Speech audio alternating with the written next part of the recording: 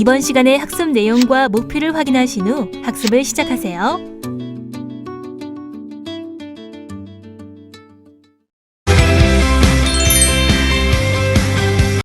이번 시간은 트랜지스터의 특성에 대해서 좀 알아보도록 하겠습니다.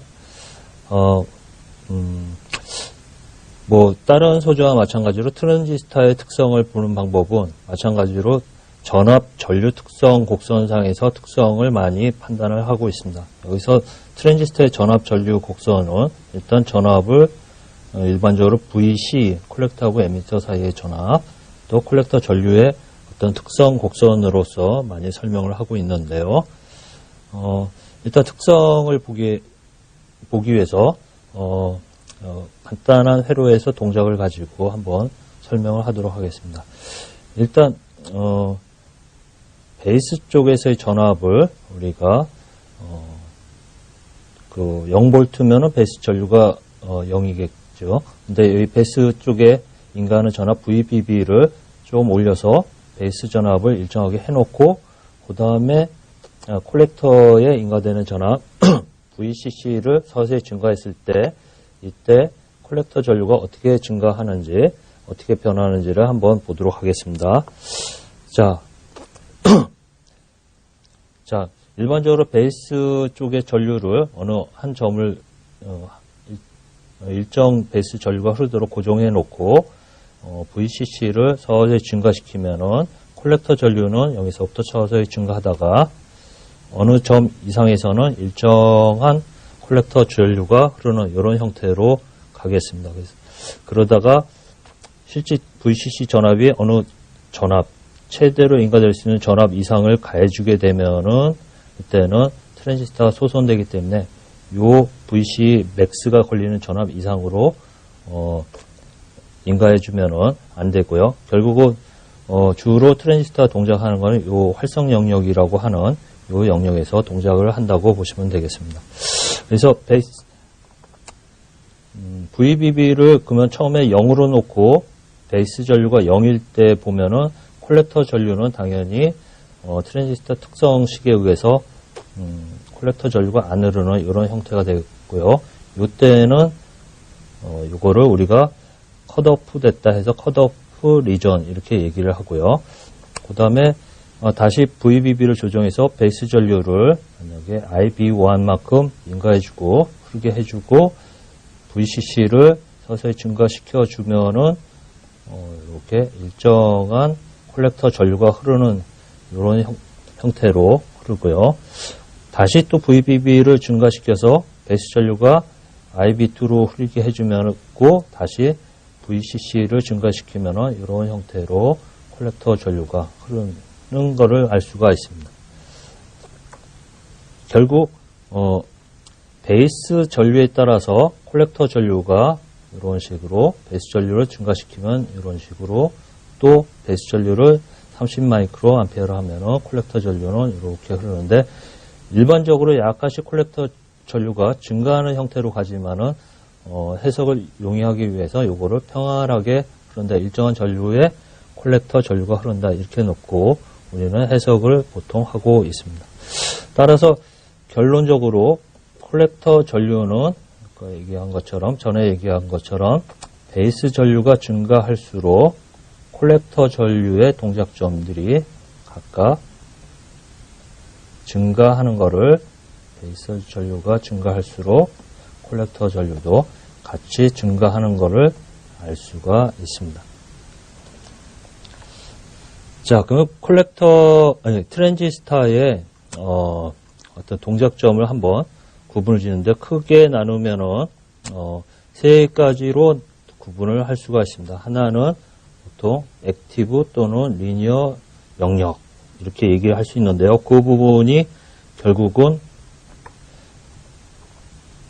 요 영역에 결국 베이스 전류가 증가하면서 콜렉터 전류도 증가하는 이런 부분들의 영역, 요 부분이 액티브 영역이 되겠고요. 그 다음에 컷오프 리전은 결국 베이스 전류가 0이어서 콜렉터 전류가 안 흐르는 이런 부분들이 되겠습니다. 또 한 부분은 세츄레이션 영역이 있는데, 세츄레이션 영역은 콜렉터 전류는 베이스 전류가 증가하면 콜렉터 전류도 증가하는데, 결국은 베이스 전류를 계속 증가시키면 나중에는 더 이상 증가 안 하는, 베이스 전류를 증가해도 콜렉터 전류가 더 이상 증가하지 않는 점에서 그런 영역이 존재합니다. 그래서 그런 영역이 결국은 세츄레이션 영역이라고 얘기하는데, 그 부분들이 이 부분에서 일어나고 있습니다.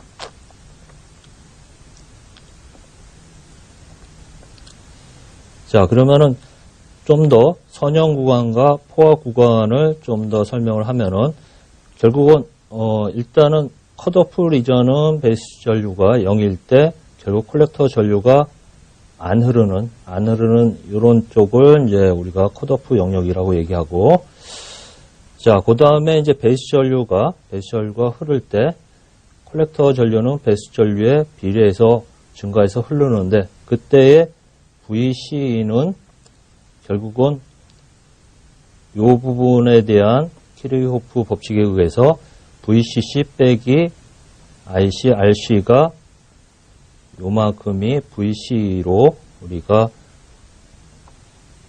VC가 걸리게 되고요. 그래서 식으로 보면은 이런 식으로 표현을 할 수가 있습니다. 자, 그래서 결국은 베이스 전류를 증가하면 콜렉터 전류가 증가하는데, 결국은 식은 콜렉터 전류는 베타 베이스 이렇게 되는데, 베이스 전류가 0일 때는 당연히 콜렉터 전류도 0이니까 이 부분이 되겠죠. 이걸 이제 컷오프 영역이라고 얘기하고, 베이스 전류가 0이니까 콜렉터 전류도 0인 이 부분이고, VC, IC 특성 곡선상에서 보면은 이 부분에 되겠죠. 그래서 콜렉터 전류가 0인 이 부분에 해당하겠고요. 베이스 전류를 증가시켰어요. 베이스 전류 증가시키니까 뭐 콜렉터 전류도 증가하겠죠. 그때 만약에 그 점이 베이스 전류를 요만큼 줬을 때 콜렉터 전류를 흐르는 전류 봤더니 여기더라. 그러면 요 점은 동작하는 점이 결국 A에 해당하고, 결국 베이스 전류 증가하면 콜렉터 전류가 이만큼 되고, 콜렉터 전류에 요만큼에 해당하는 부분이 이렇게 되고, 자, 콜렉터 전류가 증가하니까 결국 VC는 반대로 감소가 하는 형태가 되겠죠. 콜렉터 전류가 증가하면은 IC, RC가 이 부분의 드랍이 증가하면서 VC는 감소하는 이런 형태가 돼서, 결국은 베이스 전류에 대해서 콜렉터 전류가 여기면은 VC는 이 점이 되겠습니다. 다시 또 베이스 전류를 증가시켜서 이 점에서 베이스 전류를 주면은 콜렉터 전류는 다시 이 점이 되겠고, 콜렉터 전류가 증가하는 그 동작점이 VC 콜렉터 특성 곡선상에서 보면은 이 점이 되겠습니다. 그래서 베이스 전류가 증가해서 콜렉터 전류가 여기서 이쪽으로 증가하면은 결국 거기에 해당하는 VC도 앞서 이 시기에 의해서 감소가 되겠죠. 그래서 결국 콜렉터 전류가 이만큼 증가한 만큼 VC도 이만큼 감소하는 이런 형태가 되고, 동작점이 여기에 해당하게 되겠죠.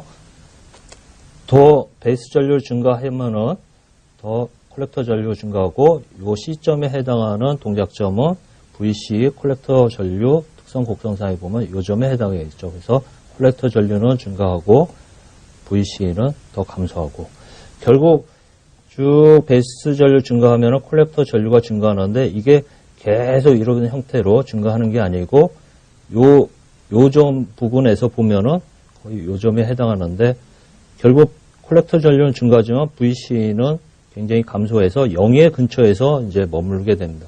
그래서 더 이상 베이스 전류 증가하면은 콜렉터 전류가 계속 증가하는 형태로 되면은 동작점이 여기를 벗어나게 되는데, 그 얘기는 VC가 마이너스로 가야 되는데 그렇게는 트랜지스터는 동작을 안 합니다. 그래서 VC는 최대 0까지, 그 0이 되는 점을 우리가 세츄레이션 점이라고 해서, 그 이상은 베이스 전류를 증가를 해도 IC는 증가를 하지 않고 이렇게 세츄레이션 되는 형태가 되고, 이 부분에 대한 동작은 이 부분에서 이루어지게 됩니다. 그래서 이 부분을 우리가 세츄레이션, 포화 포화점이라고 얘기를 하고 있습니다. 자, 일반적으로 이상적인 포화점은 결국은 VC가 0이 되는 점이 이상적인 부분이지만 실제적인 트랜지스타는 0까지는 안 나오고 한 0. 몇 부분에서 세츄레이션 점이 이루어지고 있습니다. 실제 0이 되는 트랜지스타를 이제 개발하고 만들면 좋은데 그런 이상적인 아직까지 트랜지스타는 아직 개발되지 않은 상태고요. 그래서 대부분 0 근처에서 있다고 보고 실질적으로 해석을 할 때는 우리가 편의상 세츄레이션 VC는 0이다, 0V다 이렇게 얘기하는 경우가 있습니다.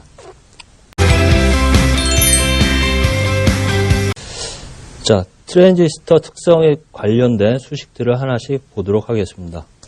일단 에미터 전류는 콜렉터 전류에다가 베이스 전류를 우리가 더한 형태로 되는데 실제 콜렉터 전류는 베이스 전류에 비해서 굉장히 큽니다.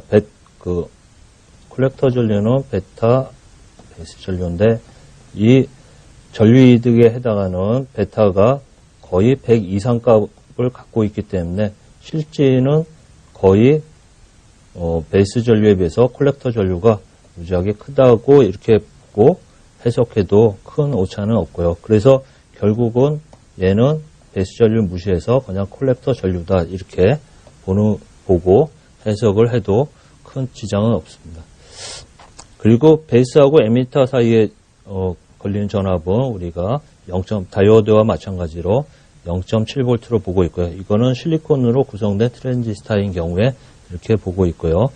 또 에미터 전류와 콜렉터 전류의 비를 우리가 알파라는 어떤 파라미터를 쓰고 있는데 이 값은 거의 차이가 없는 형태로 우리가 보고 거의 등가로 1로 보고 있고요. 실제는 1보다 조금 작은 대충 0.9에서 0.998 이렇게 보고 있지만은 해석에서는 거의 1로 놓고 이렇게 해석을 하고 있습니다. 자, 베타 전류 이득에 해당한 거는 계속 얘기했듯이 베이스 전류에 대한 콜렉터 전류비를 베타 DC로 보고 있는데 이거는 DC 상황에서 이렇게 보고 있는 거고요. 실제 DC 상황에서는 이렇게 되지만은 우리 교류 입력에 베이스 전류나 신호를 주고는 베이스 쪽의 신호 자체가 교류로 들어온 경우가 많이 있습니다. 증폭기 같은 경우에요. 그러면은 계속 요 베이스 전류는 변화할 거고요. 변하면은 실제 이 베타에 해당한 값은 일정하지가 않다고 그랬죠. 약간 변동하고 온도나 동작점에 대해서 변하는데 그러면 이거를 일정하게 안 놓고 그러면 계속 변하는 쪽에서는 어떻게 정할 것이냐. 그래서 그럴 경우에는 AC 모드에서 놓고 가장 많이 쓰는 구간의 어떤 변화분에 대한 거를 가지고 쓰는 어떤 파라미터, 베타 파라미터를 쓰고 있습니다. 그래서 그거를 베타 AC라고 놓는데 일반적으로 데이터 시트에 많이 쓰는 전격적 근방의 값을 제시를 하고 있습니다. 그래서 실제 우리는 DC가 아니고 AC 모드에서 증폭기 같은 AC 모드에서는 베타 AC, 교류 모드에서의 베타 값을 갖고 파라미터를 가지고 우리가 해석을 하고 있습니다. 또 하나 트랜지스타를 할 때 우리가 좀 고려할 대상은 이 트랜지스타도 용량이 있기 때문에 그 용량에 맞춰서 사용을 해야 되는데 트랜지스타도 용량에 따라서 종류가 굉장히 많습니다. 그래서 미리암페어 단위에 흐르는 어떤 그런 트랜지스타 있는 반면 100암페어 이상이 흐르는 트랜지스타도 있습니다. 그래서 결국은 트랜지스타가 보통 동작점이라는 이런 B점이나 이런 쪽에서 리니어 영역에서 사용하려면 이런 점에서 동작을 하는데 이때는 트랜지스타에 흐르는 전류와 트랜지스타에 걸리는 전압 VC가 존재하게 됩니다. 이렇게 존재하면은 트랜지스타 자체는 전력을 소모하기 때문에 발열을 하게 됩니다. 그래서 결국 트랜지스타에 VC와 콜렉터 전류가 존재하면은 이때 트랜지스타는 전력을 소모하는데 그 전력 소모를 우리가 이렇게 표시를 할 때 결국 VC와 IC의 곱으로 소비 전력, 사용 전력을 이렇게 얘기할 수 있고요. 그러면 결국 트랜지스타는 발열이 나면서 이 트랜지스터 용량 이상의 어떤 전력을 사용하게 되면은 트랜지스터도 소선을 발생하게 되어 있습니다. 그래서 트랜지스터가 사용할 수 있는 안전 영역을 이제 데이터 시트에서 제시하고 있는데요. 일단 최대로 사용할 수 있는 VC가 있을 거고 최대로 흘릴 수 있는 콜렉터 전류가 있는데 그러면 요 범위 내에서 사용할 수 있지만은 요쪽 범위는 VC 곱하기 IC가 큰 범위이기 때문에 발열이 많이 돼서 안전하게 사용하기 위해서는 요 범위에서 우리가 동작을 하도록 이런 식으로 데이터 시트에서 안전 운정 영역으로 제한을 해주고 있습니다. 자, 요거는 베타 DC의 특성 곡선인데요. 일단 베타 DC가 일정하지 않다고 얘기를 드렸죠. 그래서 실제 해석할 때는 일정한 값으로 간이적으로 해석을 하지만 실제는 굉장히 온도에 따라서도 굉장히 많이 변하고요. 값 자체가 또 콜렉터 전류의 동작에 의해서도 값들이 굉장히 베타 DC가 변화하는 것을 우리가 알 수가 있습니다.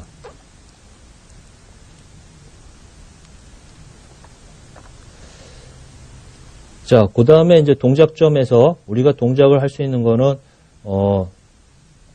우리 안전 영역 요 안에서 다 동작을 할 수 있는데, 실제 차단과 포화까지 포함하고 리니어 영역까지 동작을 할 수 있는데, 실제 여기서 동작할지 이쪽에서 동작할지는 이 부하, 상황에 따라서 부하하고 주어진 전원에 의해서, 동작할 수 있는 범위가 정해집니다. 결국, 정해질 수 있는 게 여기에 VCC하고 RC에 해당하는 어떤 부하를 제시할 때 동작할 수 있는 영역은 결국 이 포화점은 RC분의 VCC가 되고 여기는 차단점은 실제 VC 자체가 전류가 하느니까 이 VCC가 다 걸리는 이런 형태로 돼서 그걸 이은 점이 결국은 이 부하선이라고 얘기를 하는데요.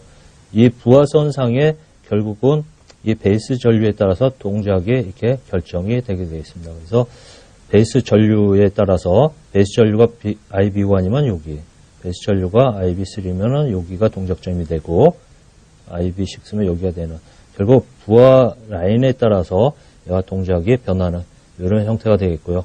결국 VCC를 바꿔주면은 이런 형태로 되고 또는 RC를 바꿔주면은 같이 이런 형태 여러 가지 부하 라인이 되면서 그 부하 라인에서 베이스 전류에 따라서 동작점이 결정되는 이런 형태로 결정되는 그런 식으로 동작하게 되어 있습니다. 지금까지 학습한 내용을 정리해 보겠습니다.